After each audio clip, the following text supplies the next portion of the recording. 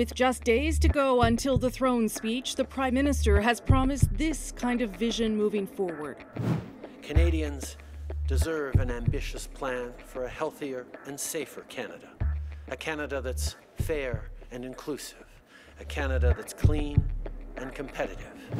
But things can change quickly during a pandemic. Cases of COVID-19 are now on the rise in many parts of the country, and 2 federal leaders are self-isolating, complicating what a return of Parliament actually looks like.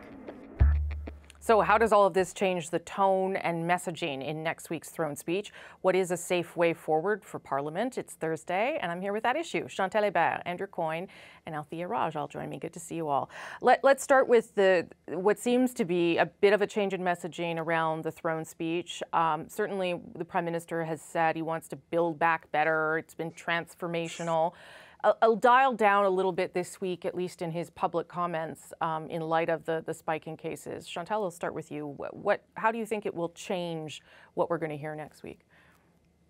I think they did rein back some of their initial instincts to come up with a change speech from the throne. I think at some point they realized that outside of the bubble, people were not excited about the opportunities created by a crisis. They just wanted some stability. And so I'm not expecting a landmark throne speech, although I'll be curious to see what happens to the social safety net measures that the Prime Minister at this point still talks about. Yeah, I mean, he does say it's going to be ambitious, Andrew, so presumably there might be some sort of big, different, new idea in there, even if it's not all the things that we might have thought. We don't know because there's a different trial balloon every day.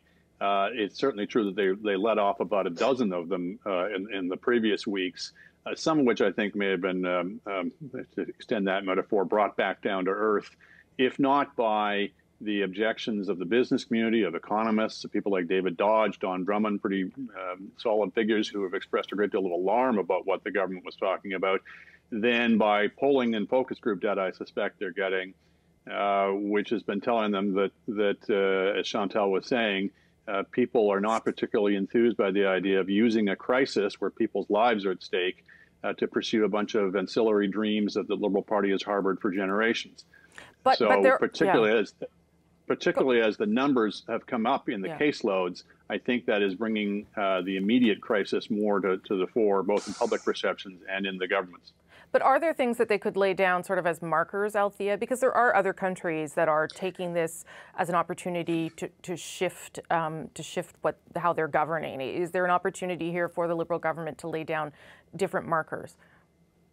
Certainly, but I think to Andrew's point, you know, the expectations on this throne speech were raised to such a point where it seemed like unless we were living in some like socialist utopia by the end of the year, it was going to be a failure. You know, we should all have free broadband internet no matter where we are, and everyone has free healthcare, and there'd be free tuition, and everybody would have a job, and everybody would be healthy, and everything was going to be great. And I think that they realized that by kind of blowing up expectations to that point, they had to, people are going to be really disappointed by what's actually going to be in this speech. So we need to fix this problem, and then compile that with the fact that the case numbers are going up and people are incredibly worried about a second wave, and they're worried about their kids going back to school. Mm-hmm. The Prime Minister really needed to meet people where they were at. And I think that is really what we have seen. Do we expect that we will see things on issues that are important to the Liberals that they feel are important to, frankly, other opposition parties as well, and to Canadians? Like, if there is nothing on childcare, I think it will obviously be a miss. But will we?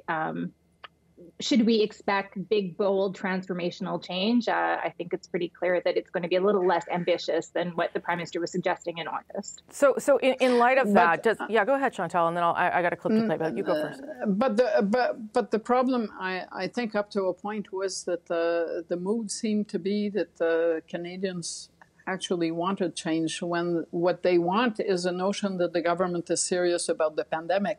Yeah. I think they realized that it looked like they were chasing butterflies while everyone else was kind of thinking we're in deep trouble here. So big question mark. The other issue is transformational change.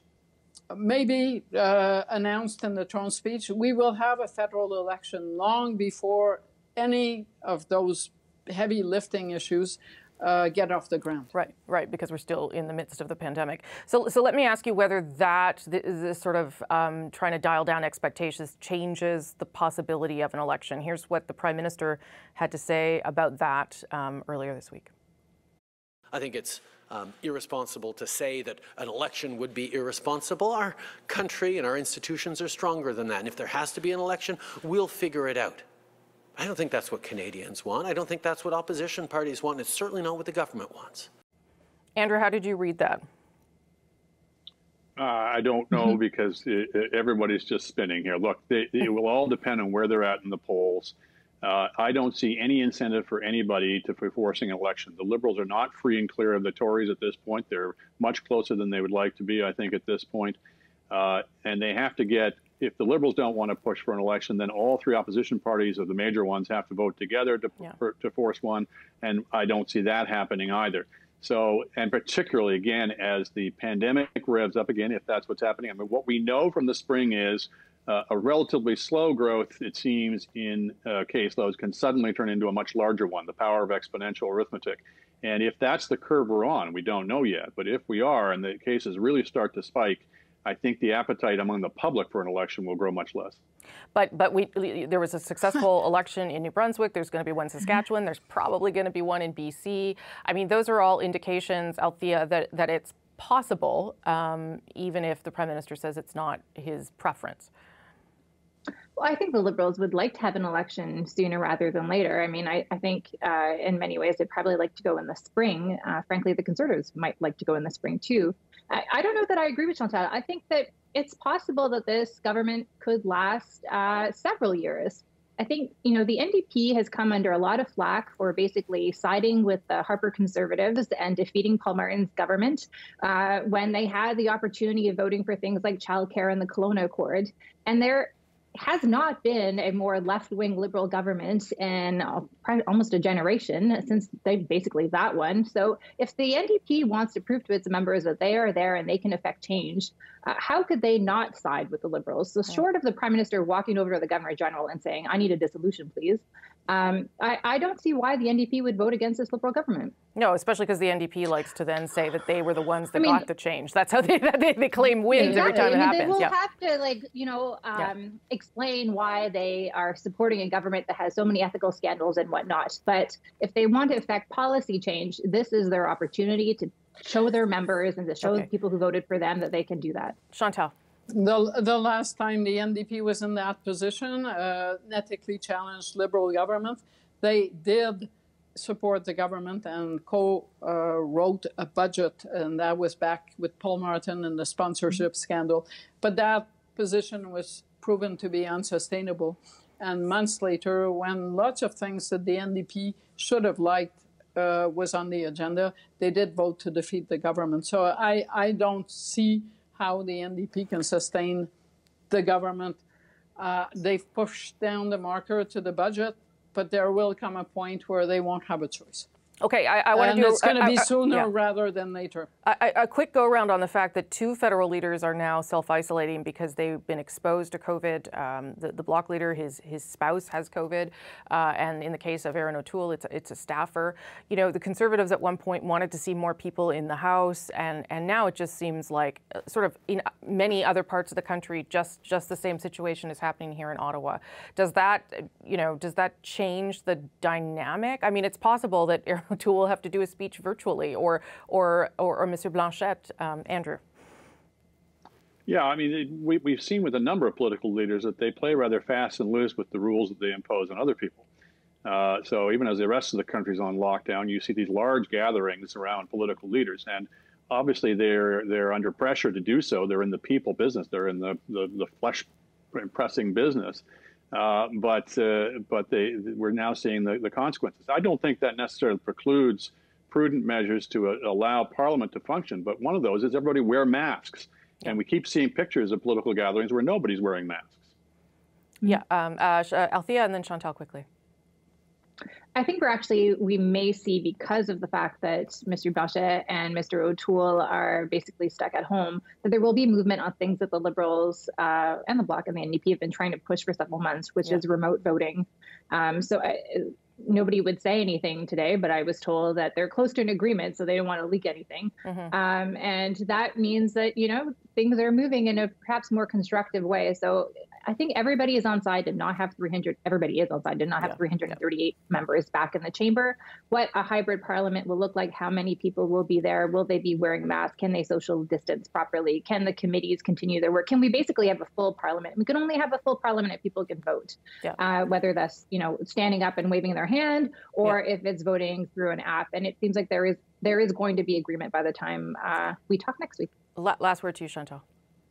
It's almost unavoidable, even if you set aside the François Blanchet and Aaron O'Toole having to self-isolate. MPs from Atlantic Canada are facing serious hurdles in going home if they come to Parliament Hill, and they should be allowed to vote. So bottom line, yes, we have come to that point. If you can reopen schools and try to make them work, virtual learning, I guess our MPs are going to have to learn to vote, even if they can't physically be there.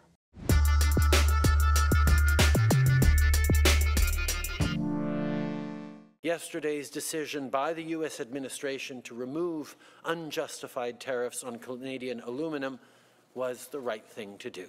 Our government will always stand up for Canadian workers.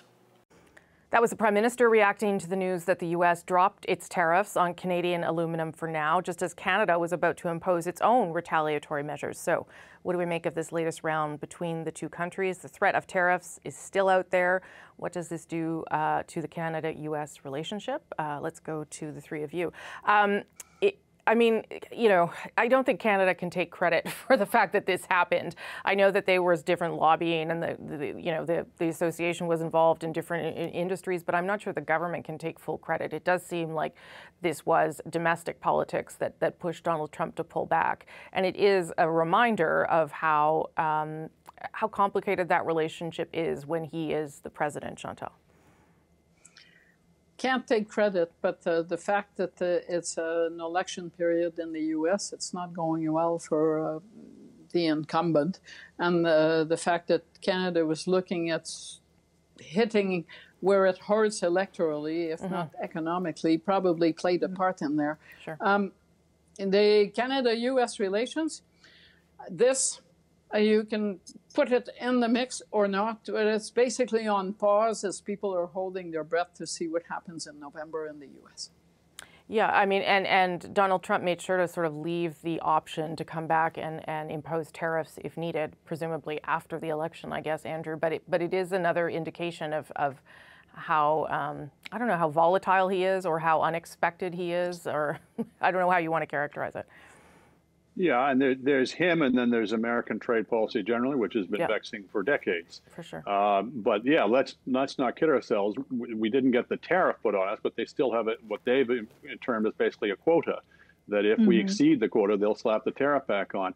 I'm glad it didn't escalate further. I'm not a fan of retaliatory tariffs. I think they rarely achieve what they're claimed to achieve, and they usually have consequences and costs for Canadians as much as for the Americans. So the fact that that we weren't obliged by political grandstanding to impose the tariffs, I think, is a good thing. I think you're right to say that it had much more to do with U.S. Internal politics than anything we were contemplating. But at the end of the day, I think, as Chrystia Freeland said, common sense prevailed on both sides. Althea? Well, I don't know that it's common sense, because at the end of the day, well, maybe common sense for the Americans, maybe not for us, because we don't seem like we did not come out of this a winner.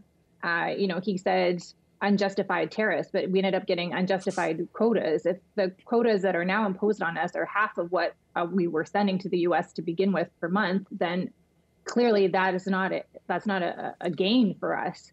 And what would have happened if there wasn't an election, I think, is a real question to be asked. I think we may have played a small part, but part of that has been that the Liberals actually have been quite good about garnering allies in the capital and in industry groups and making their case. And the fact that, we were willing to, although we are limited, we can't hit like bourbon and orange juice from Florida, but we can hit Pennsylvania and Wisconsin, and we can hit Michigan, other states that are electorally very important swing states in November, with a message that, hey, you're actually going to be more in pain with Donald Trump's actions than you would be otherwise. But at the end of the day, we didn't win. We lost ground. So that's not a great day for Canada either. Is it risky? Or we lost ground if Trump is reelected. Because I think part of the feeling in Canada is that we are killing time and we're playing the clock until November. And we'll see if there's a major headache on the morning after, but a normalization of the relationship. I'm not saying everything is going to be bright and rosy, rainbows, and what is it, unicorns we used to talk about? Yes, but it will be a normalization of the relationship. That may not happen, but at this point, the game we're playing is to gain time and play the clock. Yeah, I mean, it gains time. Right, and then we get another challenge, which is if Biden is elected, then we have to deal with Buy American provisions and getting an exclusive to that. Yes, but it's in the normal scheme of things in government relationships rather than an impossible to normalize presidency. Last word to you, Andrew, then. This is just a reality that we have to accept, is that we have very limited ability to influence U.S. trade policy. We can do some with lobbying with the strategic places, but the notion that we have, some people seem to have, that we can just, hit them hard and that can bring them to the table, it's really a bit of a fantasy. Okay, I'll leave it there for this week, and I'll see you all on Wednesday. Thank you.